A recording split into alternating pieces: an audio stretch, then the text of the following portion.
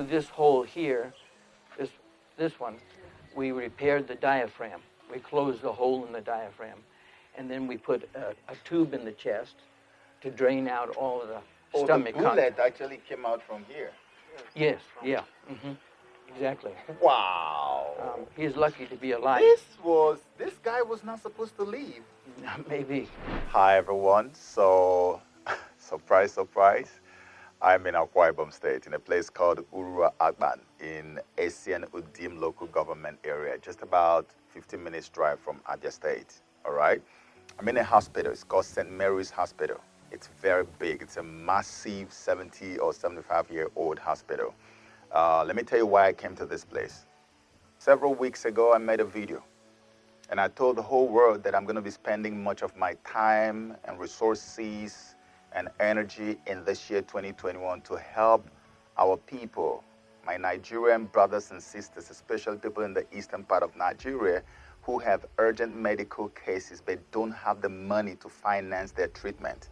I said I was going to help to raise money for these people to get treatment so that they don't die. So one of the people who had reached out to us, who said that she had some problem, a very serious problem, like one of many that we've got, she got in touch, and my secretary told me about her. And she had this operation, this surgical operation, I think it was goiter, that she needed to remove. And I asked my secretary, is it a very urgent case? Is it something that if she didn't remove, she was going to die? And they told me yes. And I said, can I talk to the doctor? As fate may have it, I spoke with the doctor on the phone. Immediately after getting his email and after I had spoken with him, I made up my mind instantly that I was going to travel down home. And so we're here to meet this amazing man. His name is Dr. Brian Camazine. He is also known as Dibia Ohawan. The guy actually has an Igbo title, and it's not just a title that somebody just waved on him. No, they actually had a ceremony and crowned him the Dibia Ohawan. Dibia Ohawan means the #1 doctor for all, the supreme healer of the community, Dibia Ohawan. And he has it on his garment, and that's what he wears around the whole place. In fact, people now know him more as Dibia Ohawan than they know him as Brian. This young man got attacked, and someone shot him a shotgun in the chest. And you can see this was the entry wound, and that's right at the junction of the chest and the abdomen. And when the bullets went in, they shattered his spleen, and they blew a hole in his diaphragm, which is the separation between the chest and the abdomen. Yeah. And they blew the top off the stomach, and then they blew his stomach off completely. No, just the top. The top. Yeah, and then he didn't come in for a while, so the body heals. The stomach healed to the diaphragm, and so everything he ate was then going in the stomach and then up through the diaphragm into his chest. So he would eat, and the food would go to his chest? Yes, yes. And that causes, obviously, an infection in the chest. So we had to go in his belly. We had to remove the spleen, which was blown apart. And then we had to repair the stomach. And then I think through this hole here, this one, we repaired the diaphragm. We closed the hole in the diaphragm. And then we put a tube in the chest to drain out all of the stomach. The bullet actually came out from here. Yes, yeah, exactly. Wow. He's lucky to be alive. This guy was not supposed to leave. Maybe. So we drained his chest, and he had a tough time recovering, but he did recover. How did you come in contact with him? Did he just come here directly, or he was somewhere else? I think he went somewhere else. Dr. Ability is the one that directed us. Who? Dr. Ability. Dr. Ability directed him. Yeah, I think he knew I was here. And my training is, after my general surgery training, it was in chest surgery. Oh my God. So he just happened to come to the right place. So this was a narrow escape. This was a narrow escape. Oh my God, look at all that. Yeah. So he's done amazingly well. This was why I called you on the phone and said I would like us to partner with you in whatever capacity we have to partner with you, because we have so many people who need what you got. We don't see people like you around here often at all. And if you're doing this thing, I mean, starting from Abia State and people don't know, we need to get them to come over here so they can get treated. There are so many people who have things that are not even this intense, this dangerous, and they've died. It's true. They've died. People die from childbirth, From little things. appendicitis. Yes. Yeah, Things that are avoidable. Hernias. Yes, Yeah. hernias.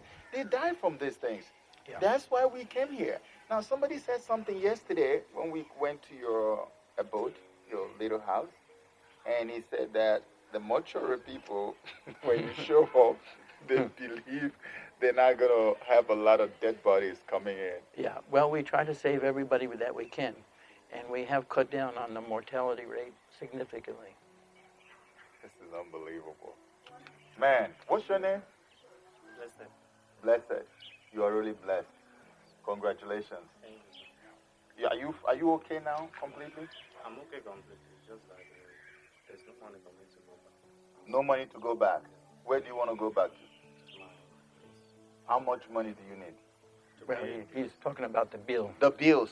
Yeah. Okay, so you see, this is why I came here. This is part of the reason why we came here, because I have partners all over the world. This type of miraculous healing should not happen, and this man is still stuck here in this hospital. Yeah. This young man cannot be left in this hospital. I told God this year that this is what I want to do. He can't be having this kind of thing.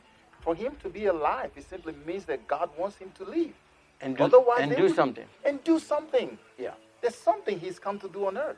So Yeah. we can leave him. I didn't know that this is why he was here. I thought he came for dressing or something. No, I'm just knowing no. right now. The problem is there's not a great health insurance in Nigeria. Do we even have that all? There are some health insurance schemes.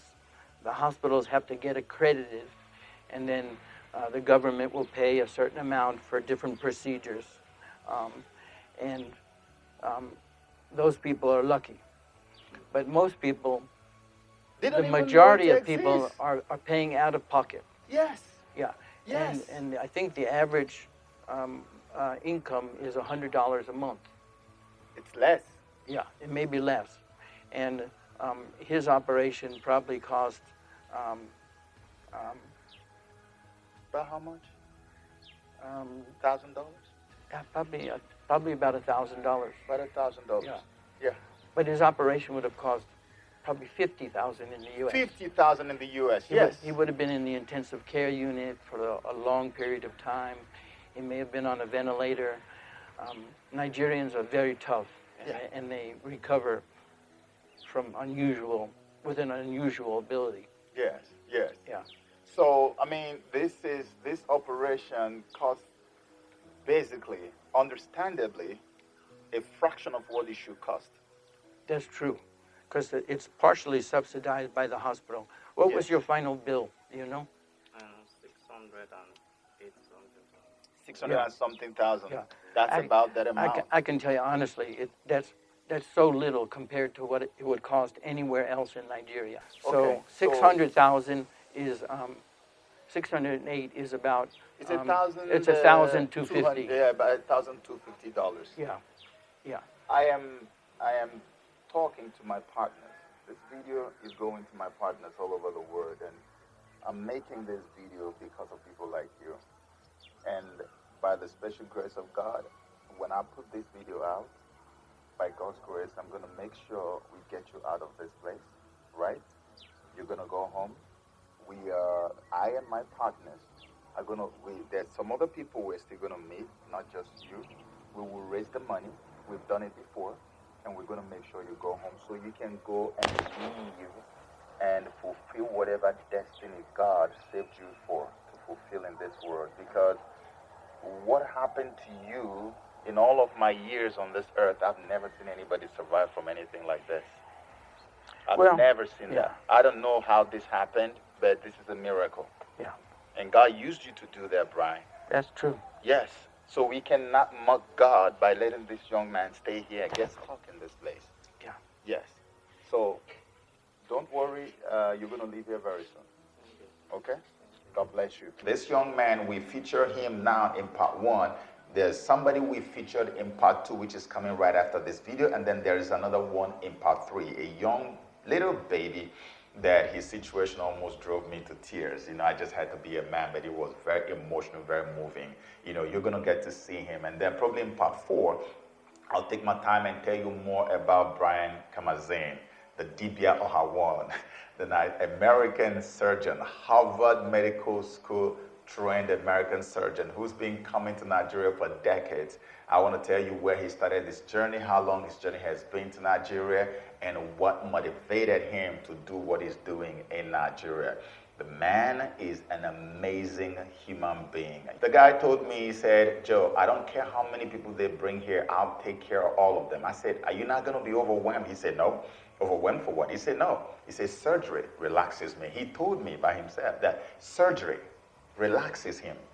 That's how obsessed and passionate he is about healing and curing people and helping people to get well. I remember when they took us to his little abode where he is staying at the hospital, within the hospital complex, one of the doctors told me that as soon as he showed up, that the mortuary people started saying that, yeah, he has come now, so we're not going to have dead bodies coming in here again. That's how much he reduces the mortality rate at that hospital. The guy is exceptionally good.